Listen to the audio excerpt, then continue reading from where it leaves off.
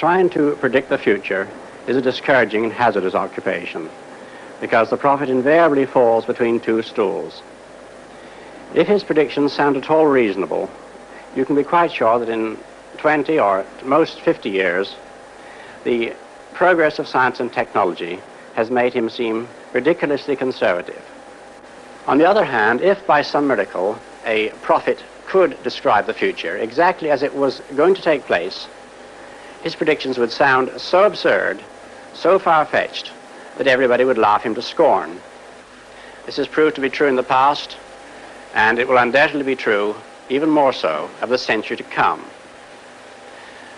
The only thing we can be sure of about the future is that it will be absolutely fantastic. So, if what I say now seems to you to be very reasonable, then I'll have failed completely.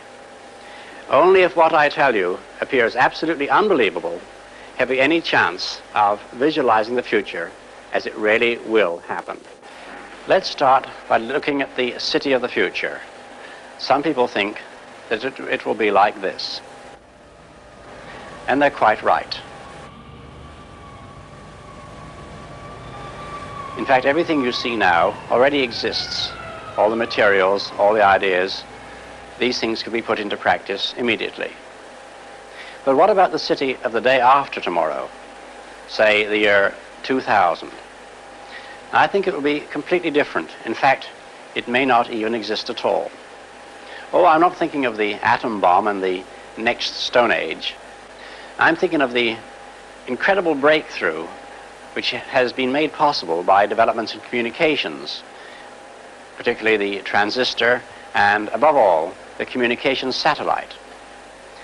These things will make possible a world in which we can be in instant contact with each other, wherever we may be, where we can contact our friends anywhere on Earth, even if we don't know their actual physical location.